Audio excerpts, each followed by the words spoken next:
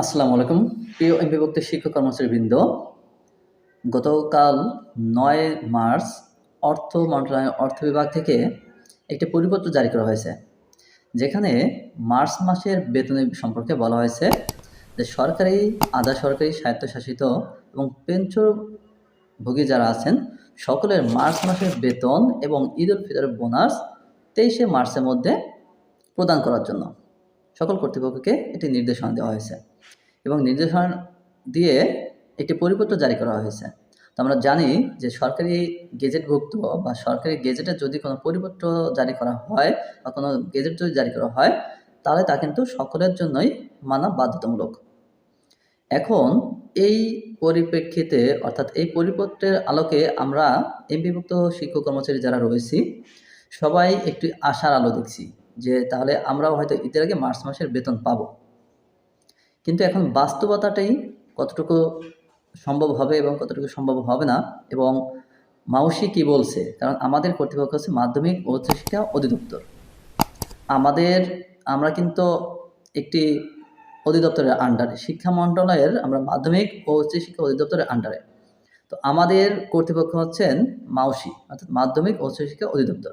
এখন তারা যে সিদ্ধান্ত নেবেন আমাদের সেটি পালন করতে হবে বা আমরা তাই পাবো। তারা যদি চান যে হ্যাঁ ঈদের আগে দিবেন তাহলে আমরা পাবো, আর তারা যদি না চান যে দিবেন না তাহলে আমরা হয়তো পাবো না। তবে এখন বাস্তবতাটি কি সেইটি বিষয় একটু উল্লেখ করছি এবং মাউসি এই সম্পর্কে কি বলেছে সে বিষয়ে বিস্তারিত আলোচনা থাকছে এবং আপনাদেরকে দেখিয়ে দেব যে মাউসি কর্মকর্তারা এই সম্পর্কে কি বলেছেন। তো ভিডিওটি মনোযোগ সহকারে দেখার জন্য অনুরোধ রইল এবং প্রিয় ভিউয়ার্স, যদি চ্যানেলটিতে নতুন হয়ে থাকেন তাহলে অবশ্যই চ্যানেলটি সাবস্ক্রাইব করে পাশে থাকবেন এবং পেজটি ফলো দিয়ে রাখবেন। অর্থ মন্ত্রণালয়ের অর্থ বিভাগের পরিপত্রে বলা হয়েছে, পবিত্র ঈদ উল ফিতর উপলক্ষে সরকারি, আধা সরকারি ও স্বায়ত্তশাসিত প্রতিষ্ঠান কর্মরত সকল কর্মকর্তা কর্মচারী, গেজেটেড, নন গেজেটেড, সামরিক বাহিনীর কমিশন, নন কমিশনড অফিসারগণের মার্চ 2025 মাসের বেতন ভাতাদি এবং অবসরপ্রাপ্ত পেনশনারগণের মার্চ 2025 মাসের অবসর ভাতা 23 মার্চ 2025 তারিখে প্রদান।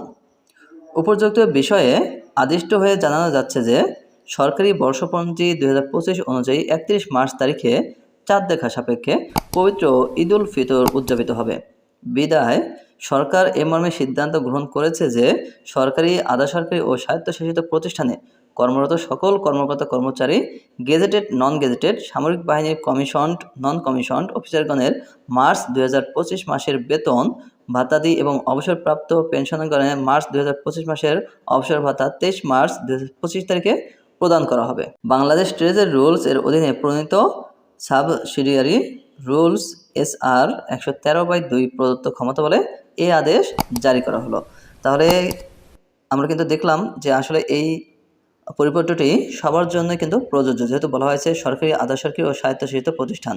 তো এখানে আমরা যেহেতু স্বায়ত্তশাসিত প্রতিষ্ঠান, কিন্তু আমরা যেহেতু এমপিওভুক্ত কর্মচারী অর্থাৎ সরকারি থেকে আমরা যেহেতু একটি ভাতা পাই, তো সেই হিসাবে কিন্তু আমরা এই পরিপত্রের আলোকে এটি পাওয়ার যোগ্য। এখন আমরা দেখে নেব যে মাউসি সম্পর্কে কি বলছেন। বেসরকারি শিক্ষা প্রতিষ্ঠানে কর্মরত এমপিভুক্ত 3.5 লাখ শিক্ষক কর্মচারীর ফেব্রুয়ারি মাসের বেতন ও ঈদ বোনাস নিয়ে সুখবর দিয়েছে মাধ্যমিক ও উচ্চশিক্ষা অধিদপ্তর। চলতি মাসের মধ্যে বেতন ও ঈদ উল ফিতরের বোনাস পাবেন তারা। রোববার 9 মার্চ মাধ্যমিক ও উচ্চশিক্ষা অধিদপ্তরের প্রশাসন এবং অর্থ ও ক্রয় উইংয়ের সংশ্লিষ্ট সূত্র দ্য ডেইলি ক্যাম্পাসকে এ তথ্য জানিয়েছেন। নাম অপ্রকাশিত রাখার শর্তে সংস্থাটির অর্থ ও ক্রয় উইংয়ের এক কর্মকর্তা জানান, আগামী 20 মার্চের মধ্যে শিক্ষক কর্মচারীদের ফেব্রুয়ারি মাসের বেতন দেওয়ার নীতিগত সিদ্ধান্ত হয়েছে। এর আগেও তারা বেতন পেতে পারেন, তবে শিক্ষা মন্ত্রণালয়ের অনুমোদন সহ অন্যান্য বিষয়ে জটিলতা তৈরি হলে বেতন পেতে আরও 2-3 দিন সময় লাগতে পারে। শিক্ষক কর্মচারীরা বেতনের সঙ্গে ঈদ উল ফিতরের বোনাসের অর্থ পাবেন কিনা এমন প্রশ্নের জবাবে তিনি জানান, ফেব্রুয়ারি মাসের বেতনের সঙ্গেই ঈদের বোনাস পাবেন। সেভাবেই মন্ত্রণালয়ে প্রস্তাব পাঠানোর প্রক্রিয়া চলছে। সরকারি কর্মচারীরা মার্চ মাসের বেতন চলতি মাসেই পাবেন।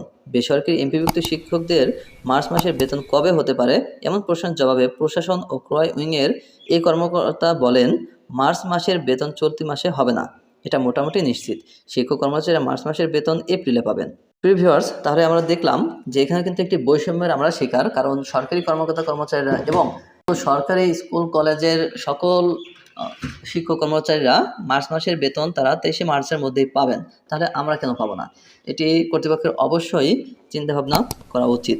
কারণ প্রত্যেকটা ক্ষেত্রে যদি আমরা এইভাবে বৈষম্যের শিকার হই, তাহলে আমাদের দিন সুদিন কবে আসবে?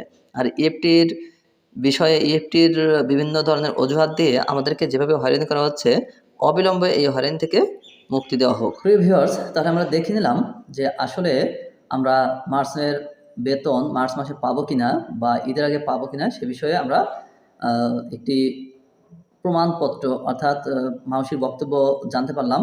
কিন্তু এটি আসলেই সম্ভব নয়, কারণ যেখানে আমরা ফেব্রুয়ারি মাসেরই বেতন পাইনি সেখানে মার্চ মাসের বেতন কিভাবে আসে? আর যে সমস্যার সম্মুখীন আমরা হচ্ছি তাতে এই সমস্যা কতদিন নাগাদ চলতে থাকবে এবং কবে আমরা এই আশার আলো দেখব, সেটি এখন চিন্তার বিষয়। তো এখন আমাদের একটি উপায় আছে, ধৈর্য ধরা ছাড়া আমাদের আর কোনো পথ নেই। আরেকটি পথ খোলা রয়েছে, সেটি হচ্ছে আন্দোলন, আমাদের রাজপথে নামা। এছাড়া আমাদের আর কোনো পথ নেই। তো প্রিয় ভিউয়ার্স, আমরা প্রত্যেকের জায়গা থেকে সচেষ্ট থাকবো এবং যদি কখনো আন্দোলনের ডাক দেওয়া হয় তাহলে একসাথে সবাই মিলে সম্মিলিতভাবে আন্দোলন করব। সবাই ভালো থাকবেন, সুস্থ থাকবেন। আমন্ত্রণ হলো পরবর্তী ভিডিওর। আল্লাহ হাফেজ।